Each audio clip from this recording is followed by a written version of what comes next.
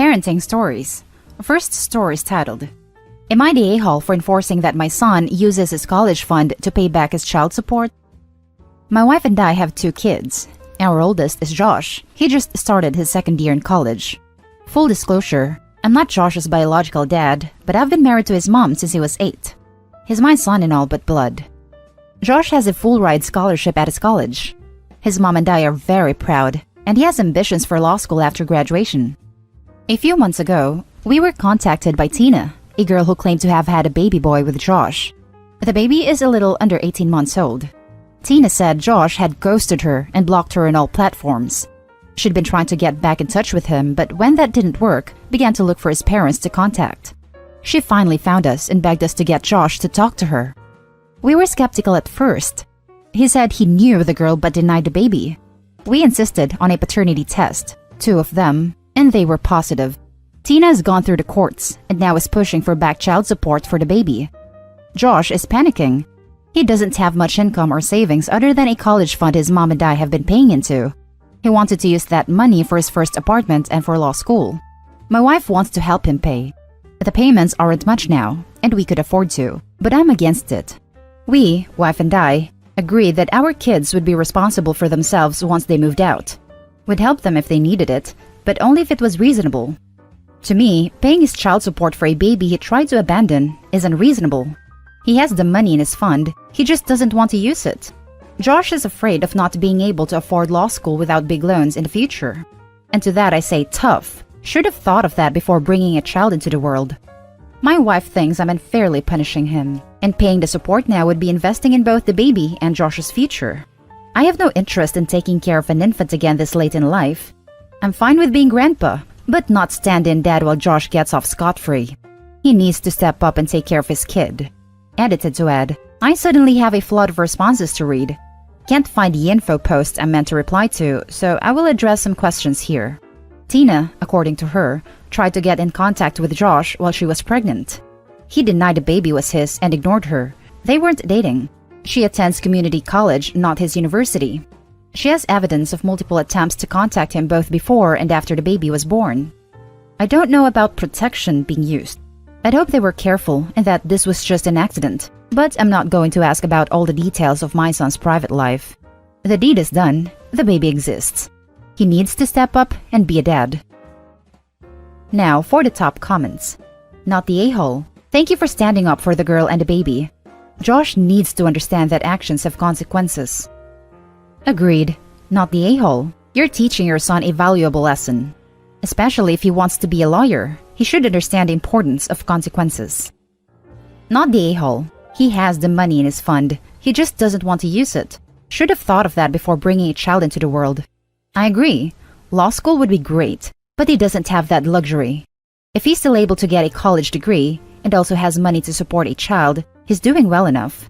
And how many mothers have had to give up dreams of law school to look after a baby? Also, do we really want the kind of immoral lawyers who would abandon their own child? Who am I kidding? Not the a-hole, and I agree with you on every point.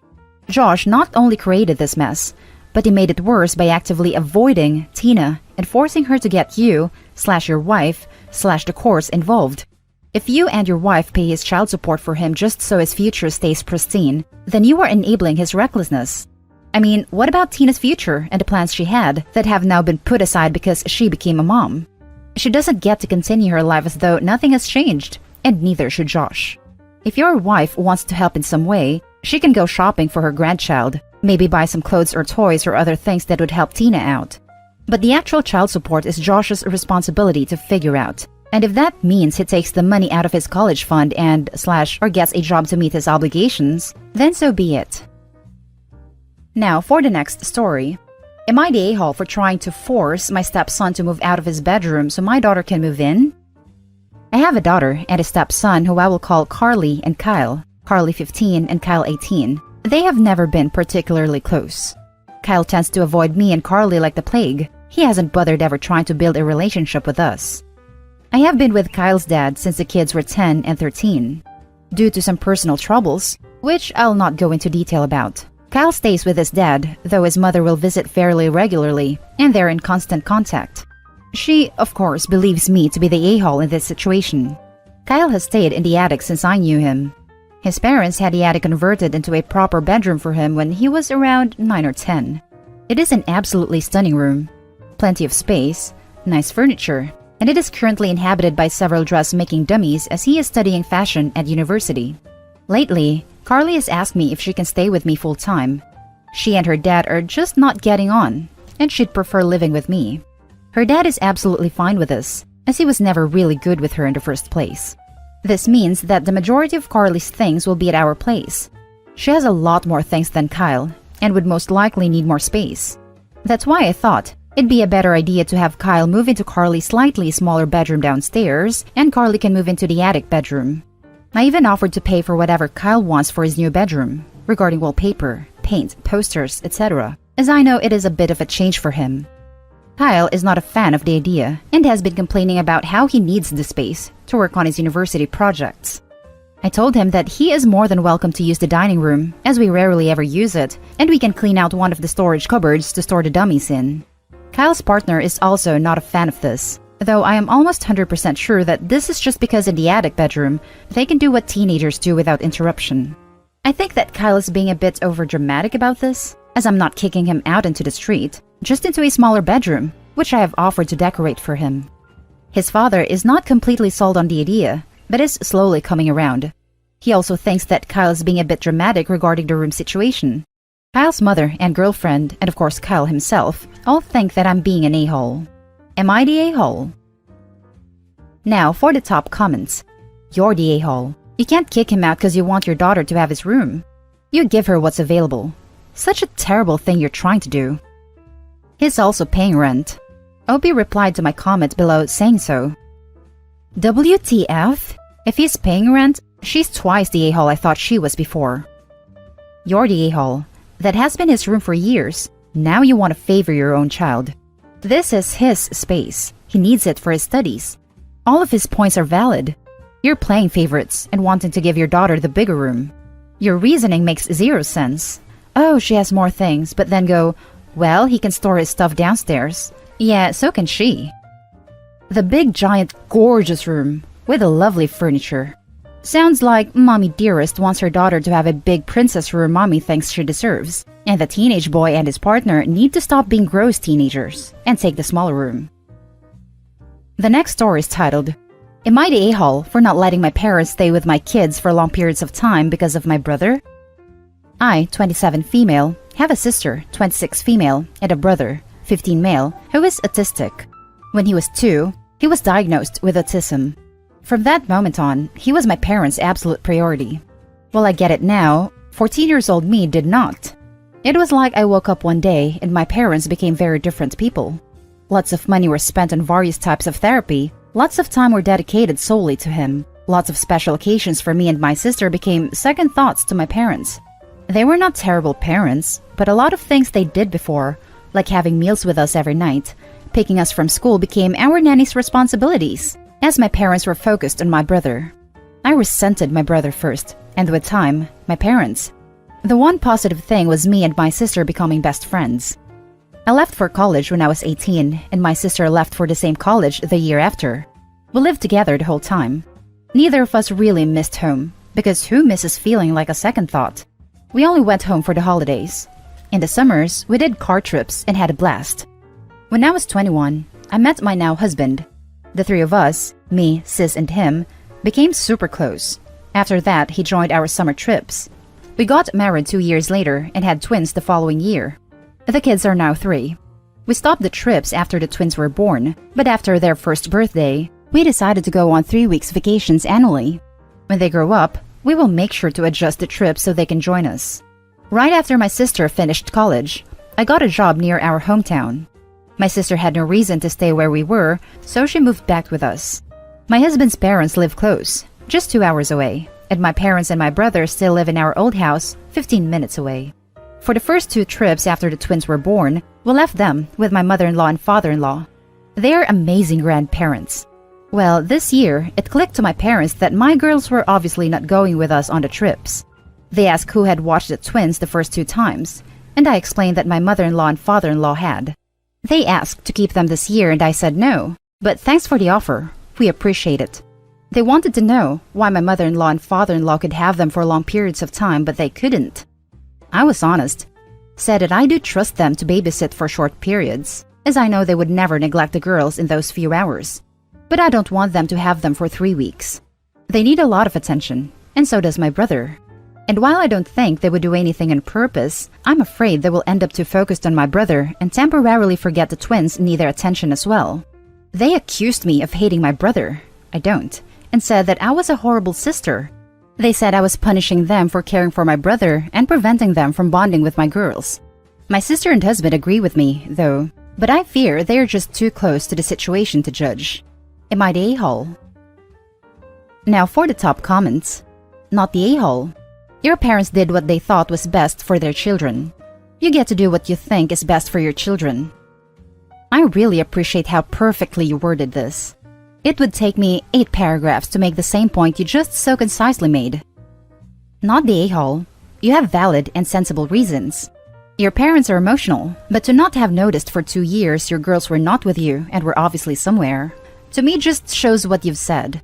They are preoccupied with your brother and just unaware. Not a bad thing, but a truth. A truth that you've accepted, and you live your life with that knowledge. They can visit your girls over the trip time, but I agree it's a huge thing to watch twin toddlers for longer than a day. Lol. God bless your in-laws, and have a safe and awesome trip. Agree, not the a-hole. Also, your in-laws are saints. Looking after the twins for 3 weeks. Info, have you ever had a real conversation with them about your feelings? Are you scared for the well-being of your kids? Or just that they won't receive the level of attention you think one needs for a full childhood?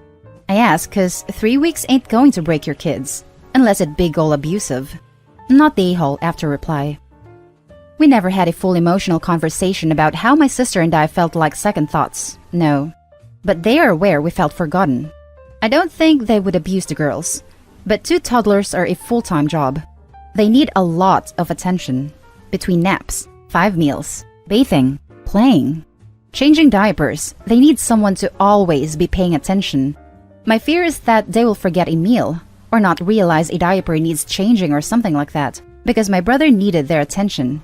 They wouldn't die, of course, but it makes me anxious. Now for the last story. Am I the a-hole for not apologizing to my dad and stepmom for being a nightmare of a child growing up? My dad married my stepmom 3 months after my parents' divorce, and it doesn't take a genius to figure out how their relationship started. I was 13 then. He fought for 50-50 split custody and won it. I took out all my anger and resentment on their household. I was an actual monster of a child while I was with my dad, but my mom had 0 issues with me. I was also very well behaved in school. But over the years, I've wrecked a lot of stuff around their house and was generally extremely rude to them. I made both my dad and stepmom cry more than a few times. When I was 16, I stopped going over to their house. I mellowed out with them, but I distanced myself from them. I'm now 28 and recently married. I recently met my dad and stepmom at my grandparents' house for an outdoor barbecue. My stepmom overheard me telling my aunt that I love being newlyweds in a new home. She got extremely upset and said I ruined that experience for her. And she said the least I could do was apologize. I basically scoffed and walked away without even acknowledging her. I think my dad and her handled the situation poorly in general and should have been more proactive about dealing with my issues when I was a literal child. Am I the a-hole? Now for the top comments. Not the a-hole. She didn't get the standard newlywed experience because she had an affair with a married man. Of course, you as his child were not going to be open to spending time with a woman who helped to hurt your mother. Exactly this. Opie was also 13 years old, still a child, when acting this way, so blaming him for what he did as a child, even though it was within his right, when you look at how his parents separated, and expecting an apology seems immature and unnecessary. It's kind of incredible how selfish and totally without empathy someone would have to be to say, "Please apologize to me for acting like a child," when you were a child, after I helped to destroy your family as you knew it. Like, if everyone is asking for apologies, I'm pretty sure dad and stepmom owes one to Opie's mom first. I'm surprised by the a-hole votes. If a teen posted saying his dad had cheated and married his mistress directly after the divorce finalized, and expected him to live with the affair partner and behave like nothing was wrong, people would be up in arms about the selfish dad. I'd say not the a-hole for not apologizing. I think you went too far with your behavior since you say you broke things, and that sounds on the violent side. But it doesn't sound like you've actually reconciled with them, just that you were finally able to get the distance you wanted. I'm not going to expect someone to apologize under those circumstances. Not the a-hole. You could hardly be expected to celebrate a marriage built on the wreckage of your parents' marriage. You were 13, your mother was devastated, and your father chose to antagonize you by expecting you to live with this woman half of the time. What exactly did you think would happen? Bed, made, lie. And that's the end of this video, folks. As always, leave a comment and hit like and subscribe. And if you want more of this content, turn your notification on to get updated on the latest videos. And I'll catch you in the next one. Stay safe.